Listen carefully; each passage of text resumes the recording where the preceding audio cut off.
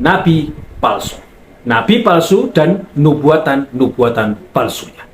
Yeremia 23 ayat yang ke-16 dikatakan, beginilah firman Tuhan semesta alam, janganlah dengarkan perkataan para nabi yang bernubuat kepada kamu. Mereka hanya memberi harapan yang sia-sia kepadamu dan hanya mengungkapkan penglihatan rekaan hatinya sendiri, bukan apa yang datang dari Tuhan. Sahabat-sahabatku, konteks ayat ini sedang membicarakan nabi-nabi palsu. Nah, jika saudara membacanya mulai dari ayat yang ke-9 sampai dengan yang ke-40, maka akan terlihat jelas bahwa bagian ini sedang membicarakan apa. Selain itu juga dapat kita lihat dari judul perikopnya. Jadi jelas ketika ayat 16 ini menyinggung tentang para nabi, maka itu maksudnya adalah para nabi palsu. Ya, selain nabi-nabi sejati, Israel juga harus berurusan dengan nabi-nabi palsu. Mereka yang secara keliru mengaku telah diutus oleh Allah sebagai utusan kepada umat Israel. Nah, sekarang saya mengajak saudara untuk memperhatikan kata-kata janganlah dengarkan di ayat nas kita tadi ya. Itu tadi adalah sebuah bentuk kata perintah, dan perintah Tuhan kepada Yeremia itu sangat jelas. Tuhan sedang memerintahkan Yeremia untuk melarang orang-orang untuk apa?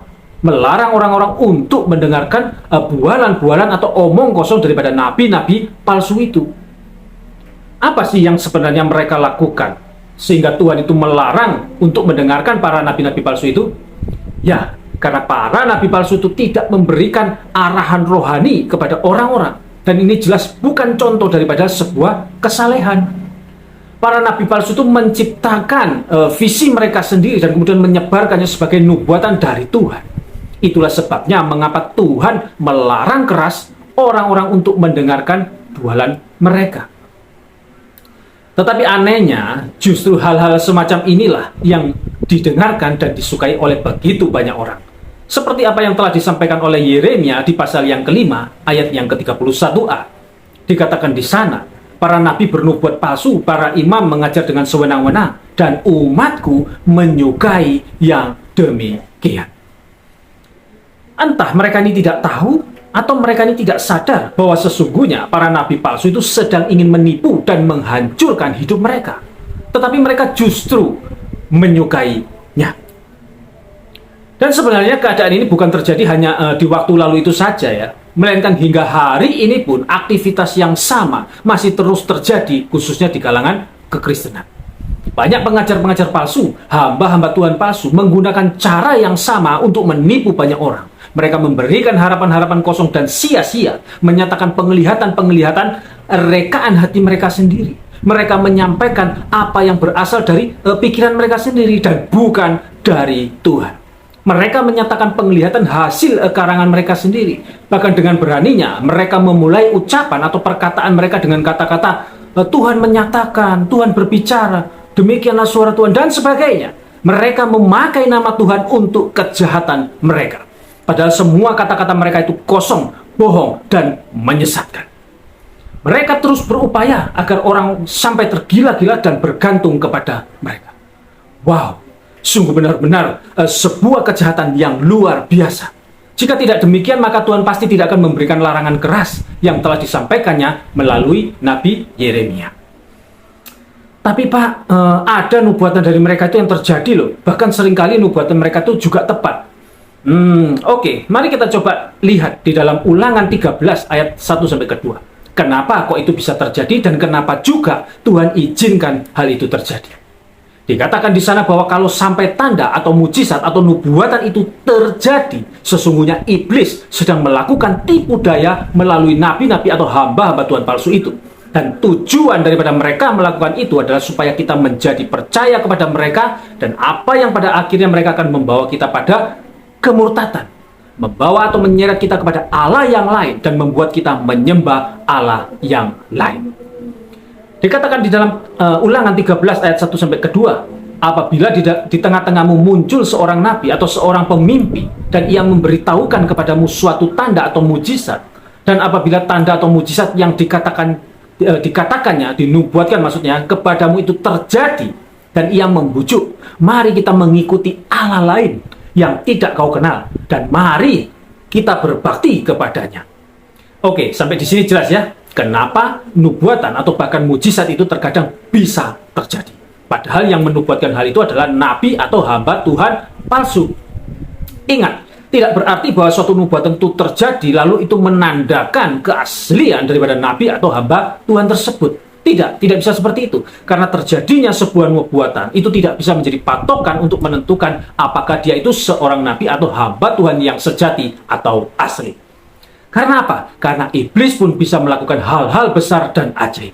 Ya, iblis bisa menjadi dalang dari semua ini. Iblis punya tujuan di balik semua ini, di mana kita tahu bahwa iblis sanggup melakukan hal-hal ajaib, membuat mujizat-mujizat untuk menipu siapa saja yang sekiranya dapat ditipunya. Bahkan di ayat yang lain dikatakan bahwa menjadi malaikat terang pun iblis itu bisa.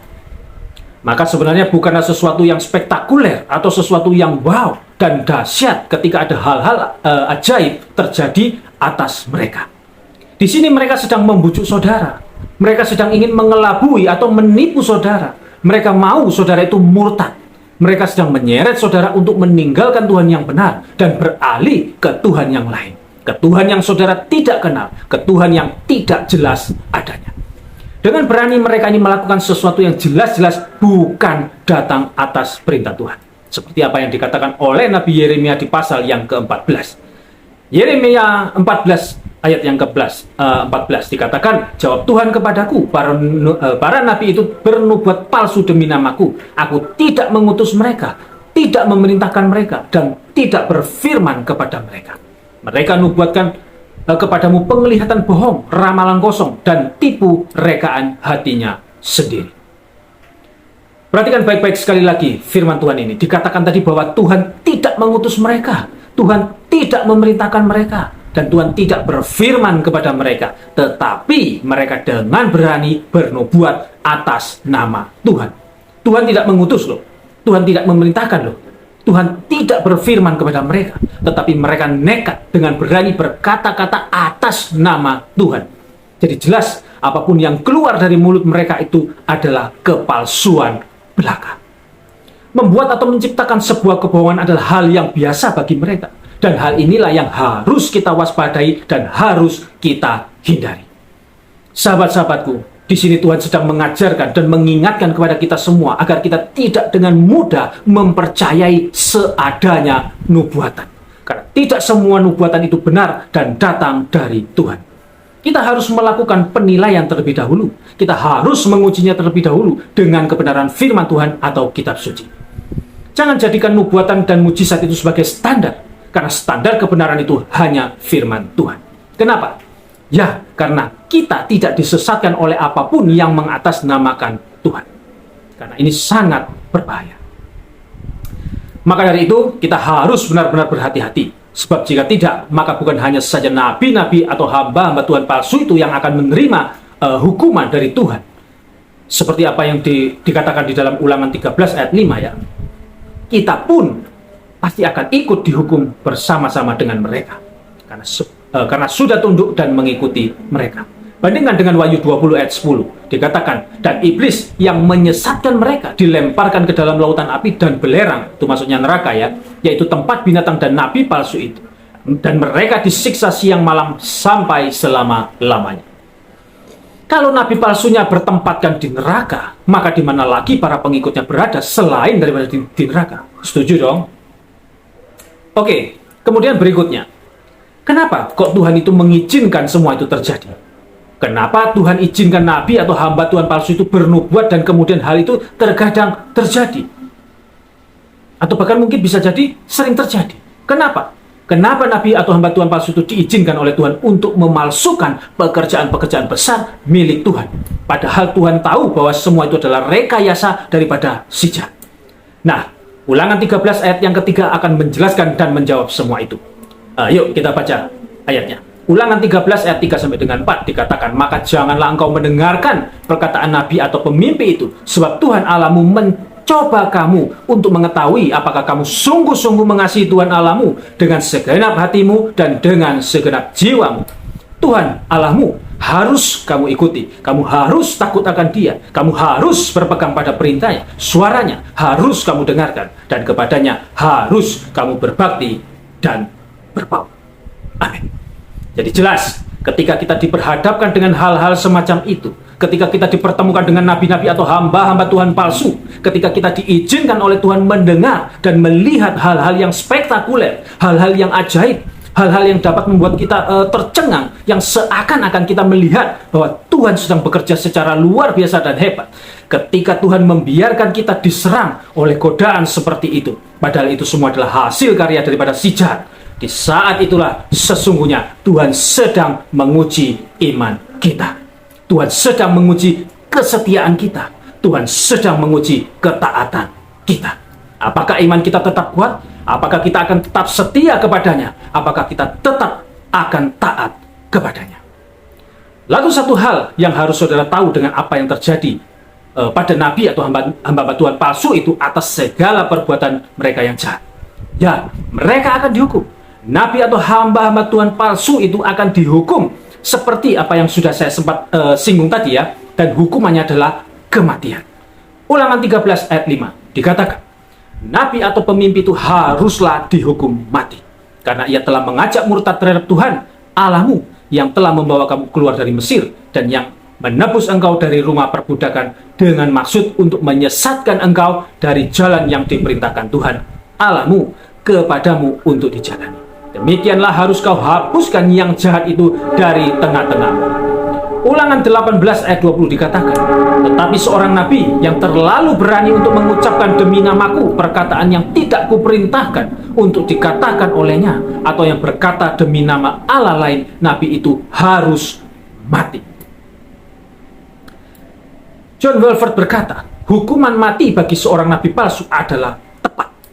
Karena jika ia berhasil membujuk orang ke dalam penyembahan berhala, ia akan membawa mereka ke bawah penghakiman Allah. Lalu seorang pendeta sekaligus teolog bernama Vernon McGee berkata bahwa nabi palsu seperti itu seperti penyakit kanker, dan kanker harus dibasmi sesegera mungkin. Beberapa orang mungkin akan mengatakan bahwa itu terlalu ekstrim, tetapi tidak bagi Tuhan. Karena Tuhan mengerti betapa mengerikannya jika nabi-nabi palsu dibiarkan berkembang biak dan memimpin umatnya masuk ke dalam penyembahan berhala. Nah, contohnya seperti Nabi Hana di dalam Yeremia 28 ayat 15-17. Dikatakan, lalu berkatalah Nabi Yeremia kepada Nabi Hananya, dengarkanlah hai Hananya, Tuhan tidak mengutus engkau, tetapi engkau telah membuat bangsa ini percaya kepada dusta. Sebab itu beginilah firman Tuhan, sesungguhnya aku menyuruh engkau pergi dari muka bumi.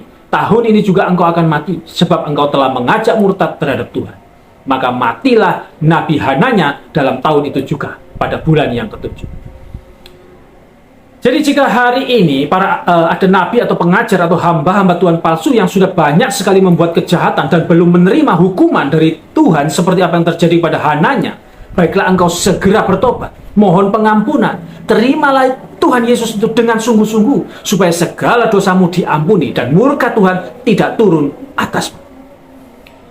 Oke, yang terakhir, bagaimana cara mengetahui nabi atau hamba Tuhan yang sejati atau asli? Ulangan 18 ayat 21-22. Firman Tuhan berkata, jika sekiranya kamu berkata dalam hatimu, bagaimanakah kami mengetahui perkataan yang tidak difirmankan Tuhan? Apabila seorang nabi berkata demi nama Tuhan dan perkataannya itu tidak terjadi dan tidak sampai, maka itulah perkataan yang tidak difirmankan Tuhan. Dengan terlalu berani nabi itu telah mengatakannya, maka janganlah gentar kepadanya. Di dalam terjemahan lain dikatakan, apabila seorang nabi berkata demi nama Yahweh dan perkataannya itu tidak terjadi dan tidak menjadi kenyataan, itulah perkataan yang tidak dikatakan Yahweh. Nabi itu telah berbicara dengan lancang, maka janganlah takut kepadanya. Mengenai ini, John Walvoord berkata, dua tes atau dua cara yang dapat digunakan untuk menentukan apakah seorang nabi itu sedang menyampaikan perkataan Tuhan. Pertama, pesan atau nubuatan nabi itu harus sesuai dengan Tuhan dan firman-Nya. Jika ia berbicara atas nama dewa-dewa lain, maka ia bertentangan dengan firman Allah yang diungkapkan secara objektif, dan karena itu ia adalah seorang nabi palsu. Kemudian yang kedua, nubuatannya harus menjadi kenyataan. Ya, jadi ada dua syarat yang harus terpenuhi ketika seorang nabi atau hamba Tuhan itu bernubuat atas nama Tuhan. Syarat yang pertama adalah semua semua ya, tanpa terkecuali, nubuatannya itu harus sejalan atau sesuai dengan firman Tuhan. Atau dengan kata lain, tidak boleh bertentangan dengan firman Tuhan. Lalu yang kedua adalah bahwa semua tanpa terkecuali nubuatannya itu harus terjadi. Tidak boleh satu aja, tidak boleh tidak terjadi. Harus terjadi semuanya. Nah, dalam hal ini Redmaker ya sependapat dengan Balfour bahwa nubuatan seorang nabi yang sejati itu harus menjadi kenyataan. Redmaker berkata, cara menguji seorang nabi sejati adalah penggenapan kata-katanya. Kemudian ada Wiersbe. Dalam komentarnya, Wiersbe berkata, tetapi ujian terakhir adalah bisa kita lihat bahwa nabi-nabi Allah yang sejati itu selalu 100% akurat. Seorang nabi yang diutus oleh Tuhan tidak pernah salah. Apa yang diprediksi akan terjadi. Di sini secara tidak langsung, Wiersbe ingin mengatakan bahwa cara menguji keaslian daripada seorang nabi atau hamba Tuhan sejati itu adalah dengan melihat apa yang sudah dinubuatkan itu. Apakah selalu dengan tepat terjadi. Ya, salah satu cara untuk menguji nabi atau hamba Tuhan tersebut asli atau tidak dapat kita lihat dari apa yang sudah dinubuatkannya. Apakah itu selalu terjadi tepat atau tidak? Apakah yang dinubuatkan itu ada yang terjadi, namun ada pula yang tidak terjadi? Sebab nabi-nabi Allah yang sejati itu selalu 100% akurat dan tepat. Atau dengan kata lain, apapun yang dinubuatkannya itu pasti terjadi. Tidak satupun yang gagal atau meleset. Jangankan gagal atau meleset, berubah pun tidak akan. Nah, jika ada satu saja daripada apa yang sudah dinubuatkannya itu tidak terjadi, berubah atau gagal alias meleset, dapat dipastikan bahwa itu pasti nabi atau hamba Tuhan palsu. Kenapa bisa seperti itu? Sebab begini saudara-saudara, jika nabinya benar atau hamba Tuhannya benar, maksud saya benar-benar utusan Allah ya, maka pasti apapun nubuatannya itu pasti berasal dari Allah yang benar pula. Dan jika Allahnya benar, maka dia pasti Allah yang tidak pernah salah, tidak pernah gagal atau meleset ketika dia berfirman. Harus setuju dong? Nah, kalau tidak setuju, berarti saudara yang bermasalah. Sekarang perhatikan baik-baik ayat ini. Yesaya 14 ayat 24 dikatakan, Tuhan semesta alam telah bersumpah, firman-Nya, sesungguhnya seperti yang ku maksud, demikianlah akan terjadi, dan seperti yang ku rancang, demikianlah akan terlaksana. Jadi maksudnya, apapun yang menjadi kehendak Tuhan, termasuk segala rencana-rencananya, itu akan terjadi tepat seperti apa yang sudah Dia kehendaki dan rancangkan. Tidak ada yang gagal, tidak ada yang meleset. Yesaya 14 ayat 27, firman Tuhan berkata, Tuhan semesta alam telah merancang, siapakah yang dapat menggagalkannya? Tangannya telah teracung, siapakah yang dapat membuatnya ditarik kembali? Jadi lagi-lagi maksudnya adalah apapun yang sudah dirancang dan dikehendaki terjadi olehnya, maka itu pasti terjadi dan tidak ada yang gagal. Tidak ada yang bisa merubah atau menggagalkannya. Kemudian Mazmur 33 ayat 11 dikatakan, tetapi rencana Tuhan tetap selama-lamanya, rancangan hatinya turun-temurun. Jelas ya, dikatakan di sana tetap selama-lamanya. Itu artinya tidak akan berubah, tidak akan dirubah. Jadi jika dia sudah rancang A, maka A pasti akan terjadi tepat seperti itu. Dan seterusnya. Lalu Ayub 42 ayat 2. Aku tahu bahwa engkau sanggup melakukan segala sesuatu dan tidak ada rencanamu yang gagal. Ayub berkata bahwa tidak ada rencana Tuhan yang gagal. Kemudian di dalam Bilangan 23 ayat 19 dikatakan Allah bukanlah manusia sehingga ia berdusta, bukan anak manusia sehingga ia menyesal. Masakah ia berfirman dan tidak melakukannya, atau berbicara dan tidak menepatinya? Ini adalah kalimat interrogatif dan jawabannya adalah pasti tidak. Jadi di sini semakin jelas ya saudara-saudara. Jadi ketika dia berfirman, ketika Allah itu berfirman kepada utusan-utusannya, kepada nabi-nabinya, kepada hamba-hambanya, maka tidak ada satupun yang tidak akan dia genapi. Tidak ada satupun yang tidak akan dia tepati. Semua yang difirmankannya, baik melalui utusan-utusannya ataupun melalui dia sendiri, pasti akan digenapi. Tidak ada alasan apapun yang dapat kita terima untuk batalnya, untuk berubahnya, untuk gagalnya, untuk melesetnya sebuah nubuatan yang dinubuatkan atas nama Tuhan. Apapun yang sudah dinubuatkan tidak bisa tidak, itu harus terjadi. Meleset satu kali saja, dia nabi palsu. Meleset satu kali saja, dia hamba Tuhan palsu. Itulah cara Tuhan yang sudah berikan kepada kita, bagaimana agar kita bisa mendeteksi dan membedakan antara nabi palsu atau hamba Tuhan palsu dengan yang sejati atau yang asli. Ingat pesan Yesus di dalam Matius 24 ayat 11. Dikatakan, banyak nabi palsu akan muncul dan menyesatkan banyak orang. Untuk itu, saudara-saudara, sahabat-sahabatku semua, waspadalah terhadap nabi-nabi palsu, terhadap pengajar-pengajar atau hamba-hamba Tuhan palsu, beserta nubuatan-nubuatan palsunya. Dan pastikan bahwa saudara dapat melewati pencobaan ini dengan baik dan tetaplah berdiri dengan teguh dalam iman saudara. Amin. Haleluya. Amin. Kiranya ini dapat dipahami dan menjadi pencerahan bagi kita semua. Jangan lupa share atau bagikan video ini agar lebih banyak lagi orang yang diberkati dalam kebenaran.